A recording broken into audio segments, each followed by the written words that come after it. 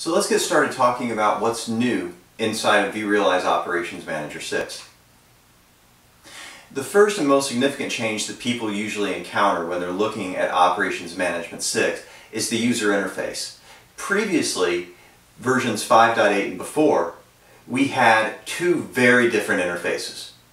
The standard customer would see the normal health, risk, and efficiency badges, and the advanced customer would have access to customizable interactive widgets and multiple tabs and all sorts of dashboards that they could make interact with one another.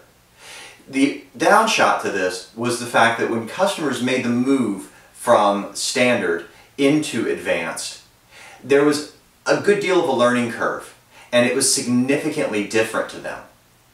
Now inside of 6.0, we're seeing that these interfaces are one and the same. So we really do have one UI to rule them all. As customers migrate, it's going to be very easy for them to understand. Additionally, because of this, we're now able to make all objects first-class citizens for a greater sense of correlation and problem resolution. But these aren't just surface and topical changes. Version 6 has changed from the ground up. And a great point of evidence in this is looking at the actual machinery itself. Previously, in other versions, we had two virtual machines, one for user interface and one for analytics. They had their own specific requirements and they scaled very differently. Now, inside of 6, we only have one virtual machine, and that one virtual machine contains all of the components necessary to be a complete freestanding operations management deployment or to be a fully active component of an operational management cluster. This allows us to take a whole new perspective on scalability. Given that every virtual machine contains everything it needs, it can also be pared down. For example, inside of significantly larger architectures, if you want to take the approach of just using collector nodes for part of the collection, then you can do that inside of Operations Manager 6 using the exact same virtual machine, either deployed using an installable or using a virtual appliance. This makes it significantly easier for customers to scale. And it also means that every virtual machine, in addition to becoming cooperative, also retains a sense of identity. Each virtual machine will contain a persistent disk. This persistent disk means that as you have a cluster of operational virtual machines, should one of them fail, the last known state of that disk persistence will become truth to all of the other machinery, and they will continue to grow from there. Once we're able to recapture that information, then we can fill in the blanks. So when customers are looking at true capability to scale, as well as the ability to create real high availability inside of that cluster, Operations 6 is a tremendous leap forward. As I mentioned, having the singular VM really makes a difference when we're talking about scale. We can scale out now multiple times greater than we were ever capable of inside of previous versions. Because now we're not having to scale analytics and user interface virtual machines, we're just scaling one single virtual machine.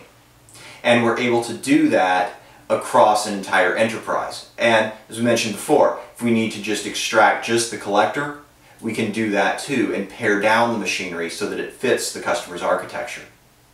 This also means that self-monitoring is far more extensive because we're now monitoring a single virtual machine and all of its internal components, as opposed to monitoring across multiple virtual machinery. So how do customers move from 5.8 into 6.0? There is not an in-place upgrade to go from 5.8 to 6.0. However, the customer is going to keep 5.8 running, and then they're going to deploy 6.0 either using the installable or the virtual appliance. After such time, they're going to be able to pull in data from 5.8 into 6.0. And once that's done, they can let them both run side by side. And then as they're running, once the customer is comfortable that all of the data has been migrated and they feel confident with where they are with version 6, then they can simply power off the 5.8 machinery, remove it from inventory, and move forward with the new versions. So really it's even better than an in-place upgrade because there's absolutely no risk to what's going on inside of their monitoring. Alerting has always been key for us. And inside of alerting, we were always looking at forecast, predictive analysis, and dynamic management of the operational enterprise. But inside of 6, we're taking it a step further. Alerting is improving significantly. Again, we still have the badges. The badges no longer have numerical values tied to them as we did in 5.8 because they really just weren't as relevant to the badge as they once were as customers' environments continued to become more complex. But because all objects are now considered first-class citizens, we're able to create greater correlation between objects to provide faster root cause analysis. So let's look at the idea of alerts and alert definitions. Alert definitions are new in version 6, and alert definitions contain 3 core components. One is the symptom. What's going on? What's wrong? And again, being able to define that symptom across multiple first-class objects. Secondly, you have recommendations. And these were always there. They were always based upon VMware's best practices unless professional services was involved. And then you have actions. And this is a very, very new idea inside of operations. I've always said that IT spends most of their time not in solving the problem but in finding the problem. We can take that statement a step further in saying that if they are spending time solving the problem, it's in redundancy.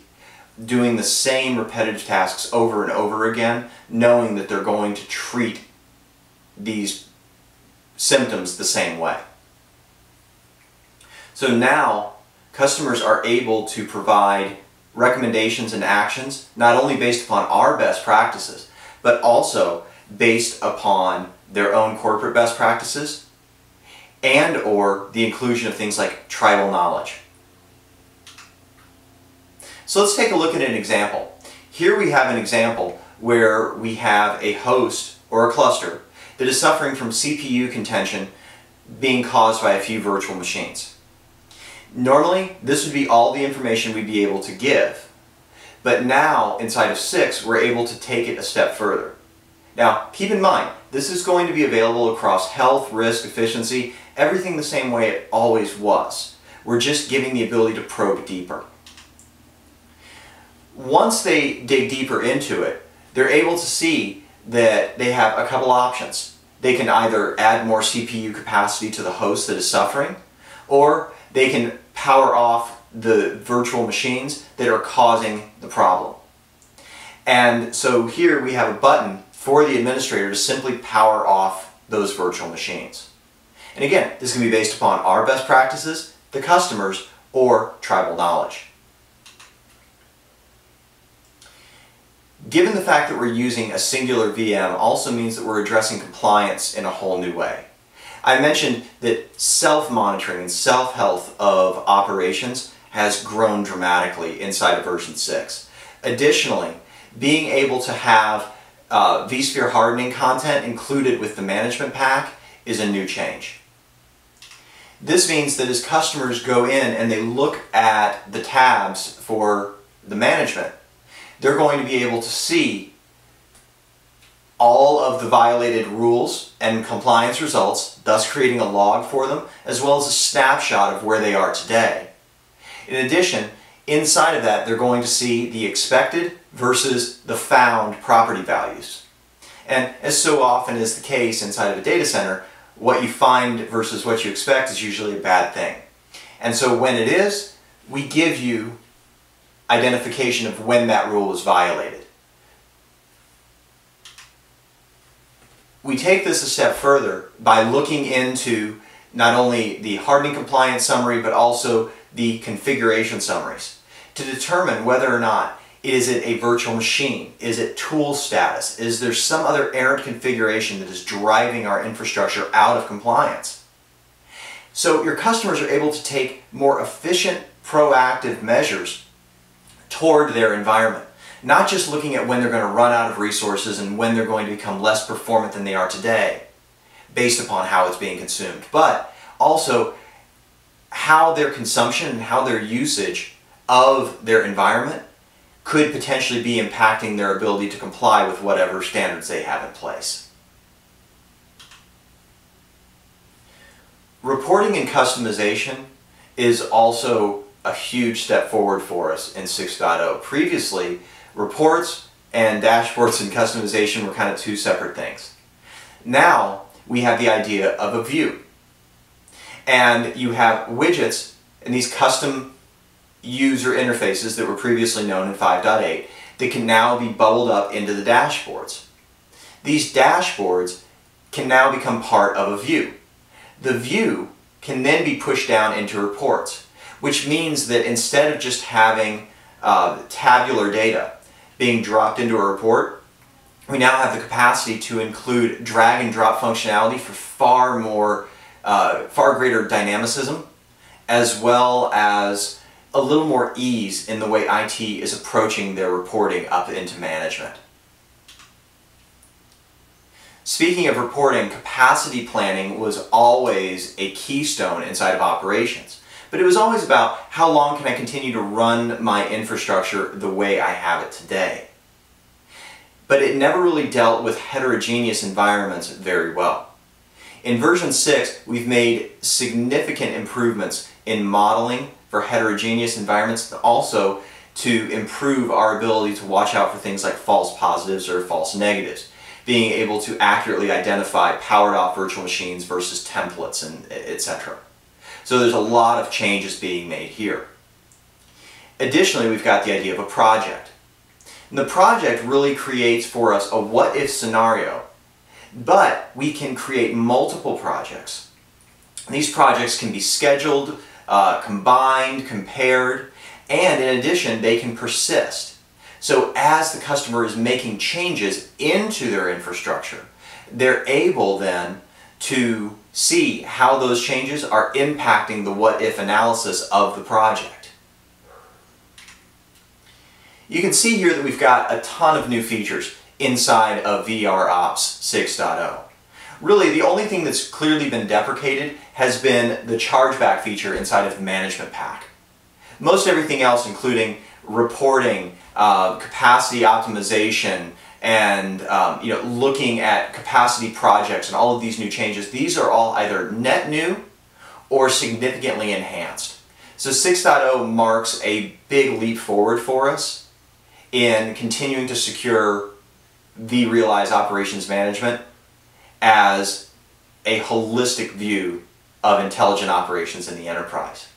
And then we'll talk down here about Operations Insight and vRealize Suite in the next section. Customers will often ask, what's the difference between standard versus advanced and enterprise? Really, the simplest way to look at it is this. Inside of standard, you have the ability to look at policy management. Everything's going to be out of the box, and you're going to have that same unified user interface. But you're not going to have the ability to create customizations, you're not going to have the ability to do any application monitoring, etc. And no customized reporting. The wheels really start to hit the ground in advance. That's where you're going to have the customized dashboards and widgets and the ability to create tweaks and to have some application discovery, dependency mappings, etc. You move into enterprise and you're talking about integrations with things like operating systems, databases, Oracle, SharePoint, SQL, whatever it is, through Hyperic, and having the ability to extend the reach of operations far beyond just the virtual infrastructure. We also have a slew of new points of interoperability. Software-defined networking in NSX continues to gain momentum for us, and so we now have the ability to monitor NSX as a first-class citizen inside of 6.0. We also have increased efficiency inside of storage, as well as new points of interoperability for VMware Integrated OpenStack, including the hosts, NSX, and any controllers that are involved there.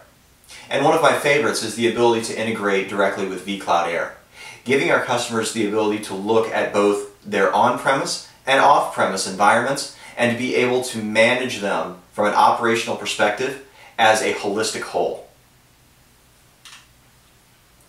Additionally, we always had a little bit of demarcation between operations and software-defined data center and cloud automation. Now we're seeing inside of 6.0 new integrations with vRealize Automation, previously known as vCloud Automation Center.